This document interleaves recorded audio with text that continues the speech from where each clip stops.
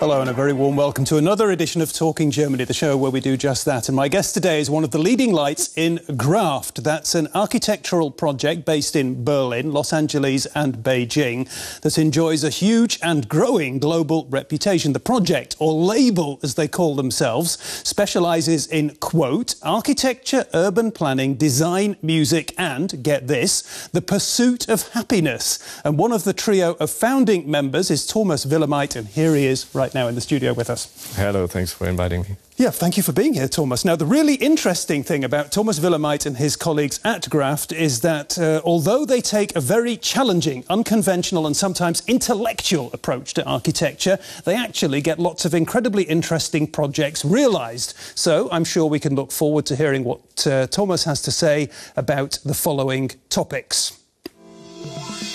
Visionary architecture. Thomas Willemeit, who says design is about overcoming boundaries, creates amorphous and variable spaces, but they all have the Graft look. Shared space. Find out about how more and more people here in Germany are getting together with others to build the home of their dreams collectively. And the joy of song. One way to be happy is to join a choir, and if you do so, you might be lucky enough to get the chance to sing with some of the best.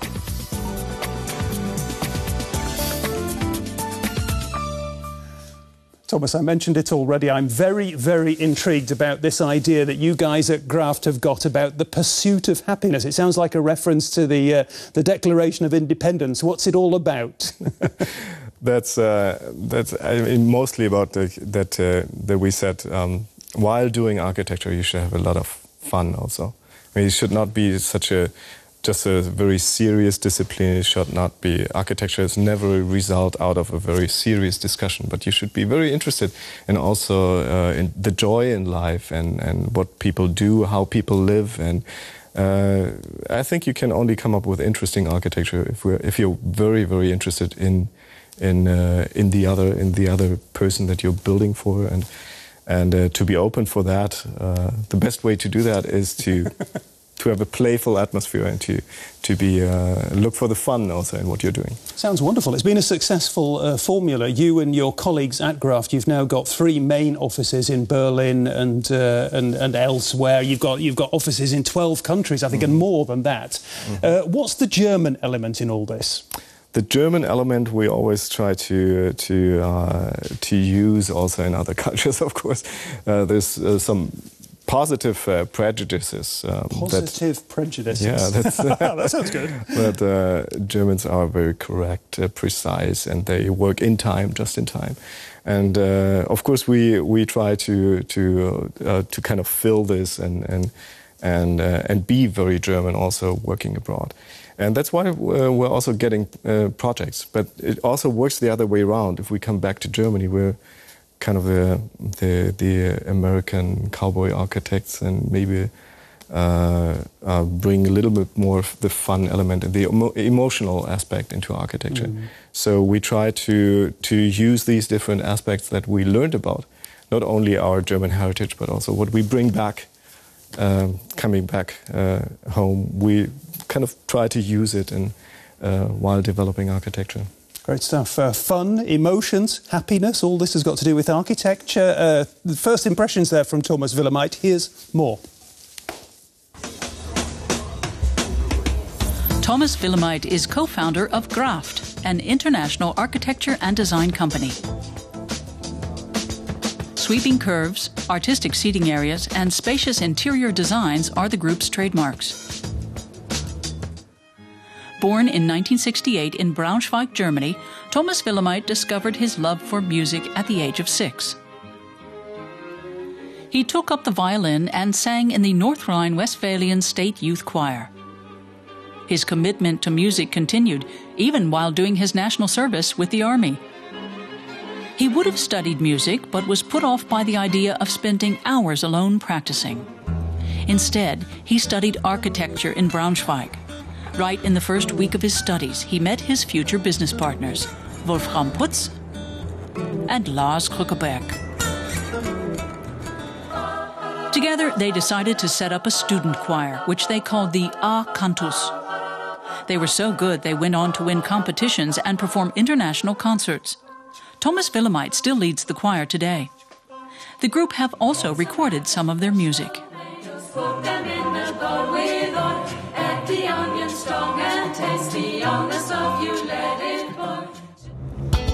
In 1997, he completed his studies in Braunschweig, and soon afterwards he followed his student friends to Los Angeles.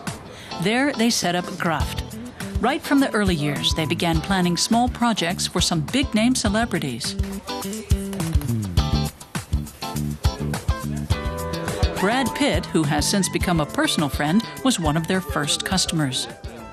In 2007, they supported Brad Pitt and his foundation Make It Right in rebuilding the Lower Ninth Ward in New Orleans after Hurricane Katrina. Dubbed the Pink Project, the idea was to create a striking artistic installation to raise money for rebuilding. As the donations poured in, real houses gradually replaced the installation. Around 1/3 of the 150 planned houses are now complete. In 2001, Graft opened an office in Berlin. A branch in Beijing followed in 2004. Their office in the German capital is modest, housed in a communist-era high-rise building. But their work for the Berlin designer Hotel Q drew them plenty of attention. The Graft philosophy includes a commitment to flexibility and experimentation, and the Q design offers plenty of that. The groundbreaking project cost around €1 million. More conventional, but still with the signature Graft seating area, is this design of a private Berlin home. One of their biggest projects to date was the conversion of a hotel in the Georgian capital Tbilisi. It opened in 2009. Thomas Willemeit spends a lot of time traveling between building sites. He also has 2 children. He's a multi-talented architect, urban planner, designer, and musician. And today, he's our guest on Talking Germany, Thomas Willemeit. Well, Thomas, I wanted to get a feel for myself of what it's like to be in a Graft building. So I jumped on my bike the other day and I went down to the heart of West Berlin and I went to the Hotel Q that we see in that report. I was very impressed, I think. Thank you. It was. I think it's fair to say the project that was your breakthrough project in many ways. Absolutely, yeah. So what were you guys aiming for at the time? We wanted to come up with a new spatial concept for a hotel. First of all, that was a time when design hotels came up, and everybody talked about design hotels. And when you walked into design hotels, you basically found a white box, maybe with some color on the wall and some designer pieces of furniture in there. That was it. But we tried to combine architecture, interior, and furniture into one continuous landscape. Basically, we wanted to make architecture more accessible. We didn't like that feeling of distance when you walked into a design hotel, and everybody was kind of waiting for you, being astonished or very respectful while looking at the architecture. Yeah. We wanted to create that accessibility. We wanted to fold up the floor and make the people feel as if they would be allowed to sit down everywhere and kind of burn some pieces of wood and open their campfire somewhere in the middle of the reception, for example. We wanted to make it accessible for the people. Okay, that's given me a fairly clear idea of what Graft is all about.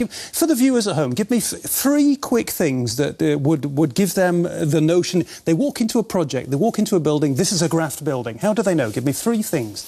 It's very personal, very individual, I would say. It's always different. Yeah. It's very flexible. You can do it like according to what your mood maybe is in a particular moment. So the interiors or architecture would always be able to adjust to your feelings, your mood, and it's playful.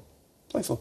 OK, let's go back a little bit earlier, go back to before the hotel queue. You went off to the US. This is the sort of the myth of the beginning of the company, yes. As it were, yeah? Why did you go? And then there's this story about Brad Pitt. What was his involvement in all that? Tell us that yarn. Yeah, first of all, when you are a young architect in Germany, you have one problem. It's very hard to be respected as an architect when you're not 50 years old and have not built 20 buildings. So it was basically after coming out of university, my two partners were very much interested in doing their masters also in California and add to this very Bauhaus-based education here in Germany, add some other quality. I mean, people were very much working with new computer software. Architectural education was very much related also to the movie industry, so very experimental. So we were looking for new fields of experimentation there, and we found that. We also found a completely different way to talk about architecture, in a more emotional way, and also the atmospheric aspects. When you look at Las Vegas as a great city of experimentation, for example. That was what we were interested in.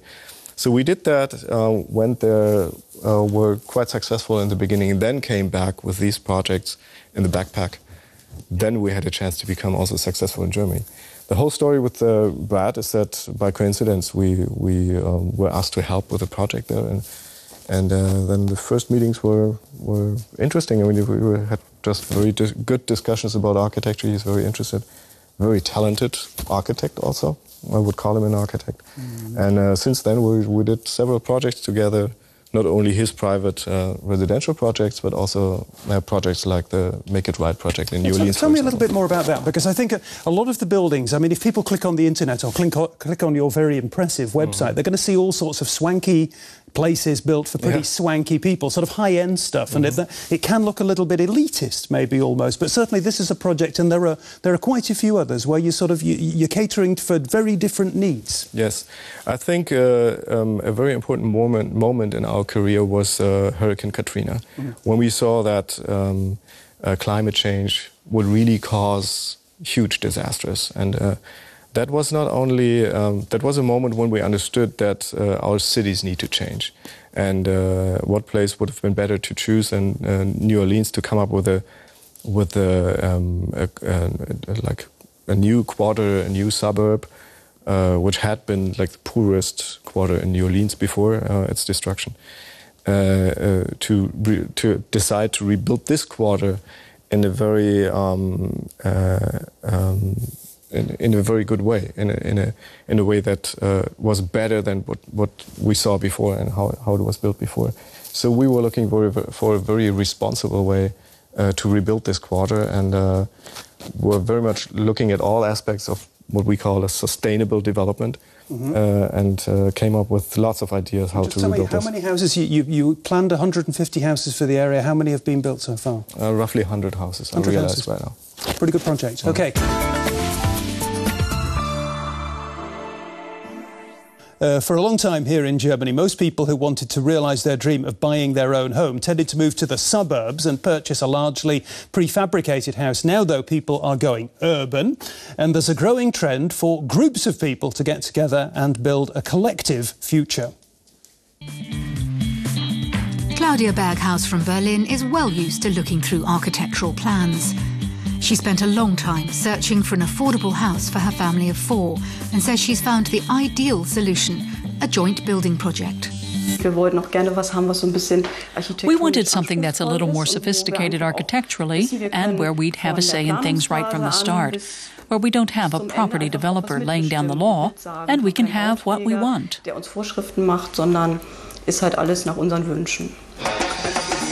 15 families got together to buy a plot of land.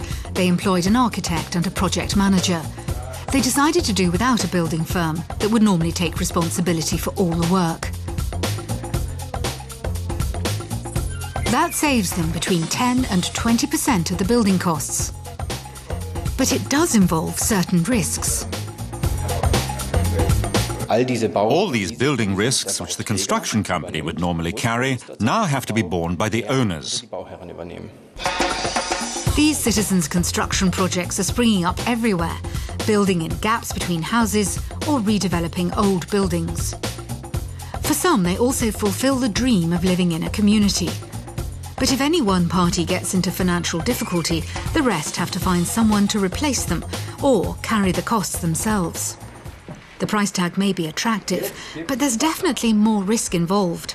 Owners may also spend long evenings arguing over design features. You get evenings sometimes where 50 people keep repeating the same thing, and you can't get a decision. And then it's better to appoint a group of 5 people to deal with the problem. And the rest then agree to accept whatever decisions they make. With no additional costs or hassles, the Bosse family apartment was a total success. Well, it's certainly interesting stuff, Thomas. What do you make of it? Is that a good initiative? Absolutely. I mean, Absolutely. This is so much fun. Yeah. To do a project together is much more fun than buying an apartment from an investor. Okay. Are you speaking here as somebody who might engage in that kind of sort of way Absolutely. of building, or as an architect? Is it all interesting? levels. For an architect, it's interesting, but I think it's never possible to really design with lots of people. But I think you have to listen very carefully to the needs and wishes. And there's a lot of talking involved, though. Absolutely. There's in the a lot of beginning, people. in the beginning, you have to talk like for hours and get everybody drunk also in long nights and really get to the point. Yeah. But then the architect really has to design it, I think. But you need to be able to transform wishes and all thoughts of all people involved into new forms, and it's a very, you have to be respectful for everybody involved. Sure. Is it? You travel a lot, and you're an architect, so you know about the world of architecture, the world of building, yeah? Mm-hmm. I can't compare too well, but certainly in the UK, there's hardly any language for this kind of thing. You know, in Germany, people talk about a Wohngemeinschaft. You know, everybody nods, I know what a Wohngemeinschaft is, a sort of a shared living project. Yeah. And people think pretty positively about that. In the UK, that kind of idea doesn't exist. Do you know about, is it German, or does it exist elsewhere? I haven't seen it elsewhere. No, to be honest, I mean, it's this way to collectively organize a group like this and do talk through all the financing and everything. This is something I've never seen anywhere. And you yourself have done it before. You and the other guys, when you went off to Los Angeles, you had a shared apartment. You still have a shared apartment there. We lived together. We lived together for a long time. We started all our offices basically next to our beds in our private apartments.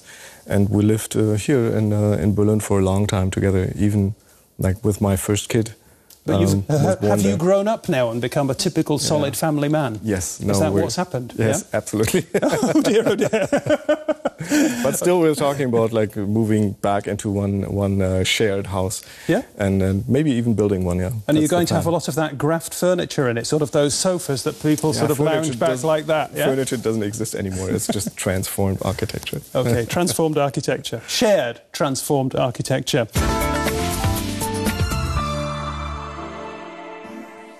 I just asked Thomas the rather stupid question. I said, where's the audience? Yeah.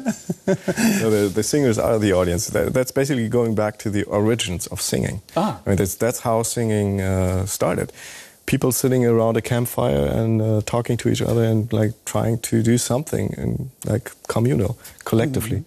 And that's how singing culture started, basically. So now we're going back. There was never an audience when the first human beings started to sing. They just started to communicate in a more complex way than just exchanging information. Okay. People like me who don't sing in a choir, what am I missing out on? The shared experience, I think. I mean, it's a great moment when you realize that you're not singing actively anymore, but that you're more actively listening to others. And you get a feeling of like your body sings by itself, and that feeling of being part of a larger group or being part of a larger collective experience, that has a fascination. So I'm sorry you're missing out on that. Yeah. And would your choir? Do you take anybody, or do you need? I mean, my voice is no good. We had when we started with our choir, then we had like 3 people who were quite experienced and had a good voice. But we had at least 5 or 6 people who never had sung in a choir before. And some of them told me, yeah, you want me singing, and were laughing about me. But those guys were, after 5 years, the ones that had made great steps and were the ones that had developed their voices. And suddenly you saw that it's just about training and also being relaxed about it and being open for it, and then it comes by itself. Okay. We learnt earlier that you could have had a professional career as a musician, either as a violinist or presumably as a singer. Tell me this, is there a straight line from music to what you do now, to architecture and design? What's the link there? There's a very straight link, I would say. Music is the art of designing time, basically. And most people see architecture as just the art of space, and that happens in the moment or is made for photographers. But in reality, you experience architecture in time, and it is like a musical piece. The scenography of space, the choreography of space, has very much to do with music. So there is a direct link. I would never say architecture is like frozen music or something like this, but a certain way to perceive music might inspire certain ways of spatial fluidity, let's say. And that's why maybe we have very, very seldomly we separate one space from the other, or one room from the other when we design. I begin to understand. Now, let me give you half a minute now to round up before we go onto our quiz at the end of the show. Okay. What's the future of architecture? The future of architecture is a very pluralistic one. I think we're going to see very many different ways and experimental ways of architecture in the future. I think people will get kind of bored by these very kind of average styles or repetitive styles that we see all over the world. And people will be looking for interestingness and experimental ways to think about architecture and to design architecture. And we're going to look at a bright future, I think. Wonderful. The plurality of architecture. I like that very much, Thomas. OK, the quiz, at the end of the show. Quick questions, quick answers. Style or substance? Substance. Order or chaos? Chaos. Pragmatism or idealism? Idealism. I knew you were going to say that. Collective or individual? It's both, in the end.